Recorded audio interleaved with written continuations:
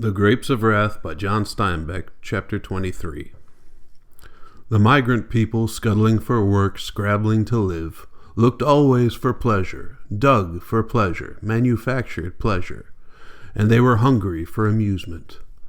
Sometimes amusement lay in speech, and they climbed up their lives with jokes. And it came about in the camps along the roads and on the ditch banks beside the streams, under the sycamores, that the storyteller grew into being, so that the people gathered in the low firelight to hear the gifted ones. And they listened while the tales were told, and their participation made the stories great. I was a recruit against Geronimo, and the people listened, and their quiet eyes reflected the dying fire. Them Injuns was cute, slick as snakes, and quiet when they wanted, could go through dry leaves and make no rustle. Try to do that sometime. And the people listened and remembered the crash of dry leaves under their feet. Come the change of season and the clouds up. Wrong time. Ever hear of the army doing anything right? Give the army 10 chances and they'll stumble along. Took 3 regiments to kill 100 braves, always. And the people listened, and their faces were quiet with listening. The storytellers, gathering attention into their tales, spoke in great rhythms, spoke in great words, because the tales were great, and the listeners became great through them. There was a brave on a ridge against the sun. Knowed he stood out, spread his arms, and stood, naked as morning and against the sun. Maybe he was crazy, I don't know. Stood there, arms spread out like a cross he looked. 400 yards, and the men, well, they raised their sights, and they felt the wind with their fingers, and then they just lay there and couldn't shoot. Maybe that Injun knowed something. Knowed we couldn't shoot. Just laid there with the rifles cocked, and didn't even put 'em to our shoulders, looking at him. Headband, one feather, could see it, and naked as the sun. Long time we laid there and looked, and he never moved, and then the captain got mad. "Shoot, you crazy bastard, shoot," he yells, and we just laid there. "I'll give you to a 5 count, and then mark you down," the captain says. Well, sir, we put up our rifles slow, and every man hoped somebody'd shoot first. I ain't never been so sad in my life, and I laid my sights on his belly, 'cause you can't stop an Injun no other place. And then, well, he just plunked down and rolled, and we went up. And he wasn't big, he looked so grand up there, all tore to pieces and little. Ever see a cock pheasant stiff and beautiful, every feather drawed and painted, and even his eyes drawed in pretty, and bang, you pick him up bloody and twisted, and you spoiled something better than you. And eating him don't never make it up to you, 'cause you spoiled something in yourself, and you can't never fix it up. And the people nodded, and perhaps the fire spurted a little light and showed their eyes looking in on themselves, against the sun with his arms out, and he looked big as God. And perhaps a man balanced 20 cents between food and pleasure, and he went to a movie in Marysville or Tulare, in Ceres or Mountain View. And he came back to the ditch camp with his memory crowded, and he told how it was. There was this rich fella, and he makes like he's poor, and there's this rich girl, and she pretends like she's poor too, and they meet in a hamburger stand. Why? I don't know why, that's how it was. Why'd they pretend like they was poor? Well, they're tired of being rich. Horse shit. You want to hear this or not? Well, go on then. Sure, I want to hear it, but if I was rich, I'd get so many pork chops, I'd cord 'em up around me like wood, and I'd eat my way out. Go on. Well, they each think the other one's poor, and they get arrested, and they get in jail, and they don't get out 'cause the other one would find out the first one is rich. And the jailkeeper, he's mean to them 'cause he thinks they're poor. Ought to see how he looks when he finds out. Just nearly faints, that's all. What'd they get in jail for? Well, they get caught at some kind of radical meeting, but they ain't radicals. They just happen to be there. And they don't each one want to marry for money, you see. So the sons of bitches start lying to each other right off. Well, in the picture, it was like they was doing good. They're nice to people, you see. I was to a show once that was me, and more in me, and my life, and more in my life, so everything was bigger. Well, I get enough sorrow, I like to get away from it. Sure, if you can believe it. So they got married, and then they found out, and all them people that's treated 'em mean. There was a fella had been uppity, and he nearly fainted when this fella come in with a plug hat on. Just nearly fainted. And there was a newsreel with them German soldiers kicking up their feet, funny as hell. And always, if he had a little money, a man could get drunk. The hard edge is gone, and the warmth. Then there was no loneliness, for a man could people his brain with friends, and he could find his enemies and destroy them. Sitting in a ditch, the earth grew soft under him.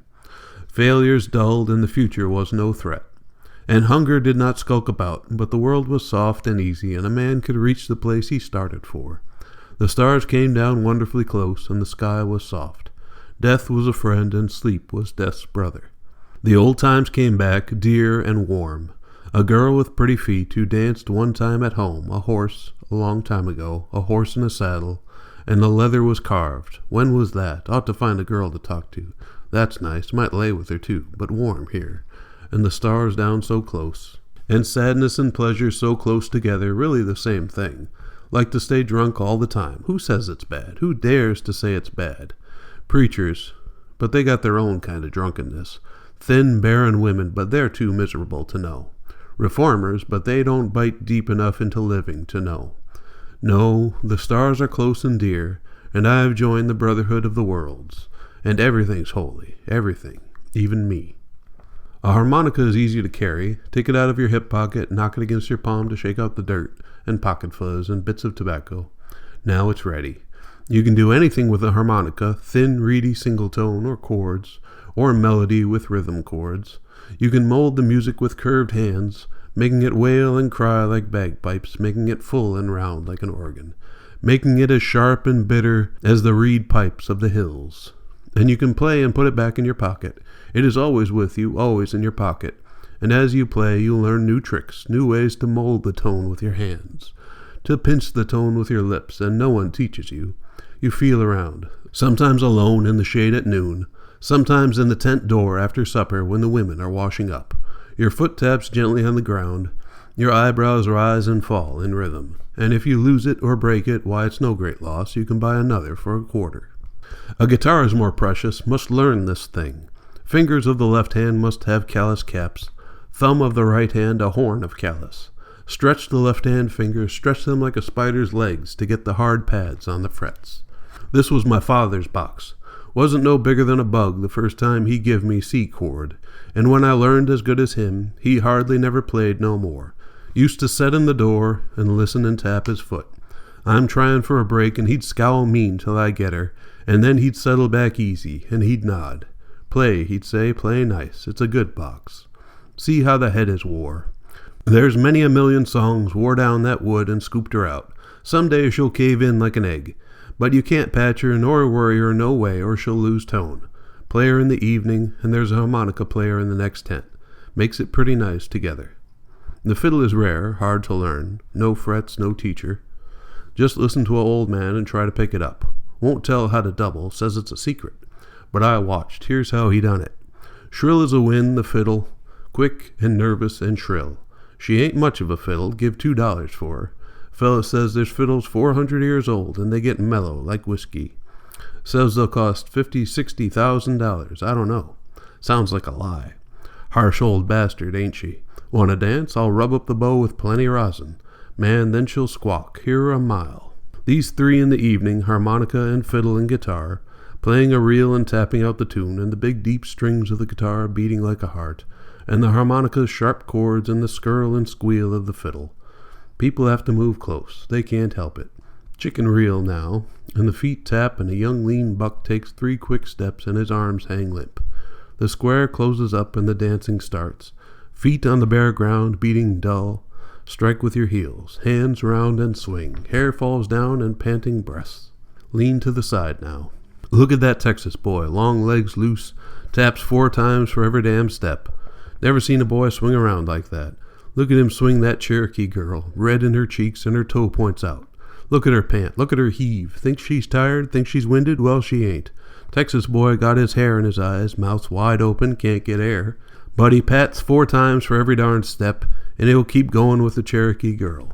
The fiddle squeaks and the guitar bongs. Mouth organ man is red in the face. Texas boy and the Cherokee girl panting like dogs and beating the ground. Old folks stand patting their hands, smiling a little, tapping their feet. Back home in the schoolhouse it was. The big moon sailed off to the westward, and we walked, him and me, a little ways. Didn't talk, 'cause our throats was choked up. Didn't talk none at all, and pretty soon there was a haycock. Went right to it and laid down there. Seeing the Texas boy and that girl stepping away into the dark, thinking nobody seen him go.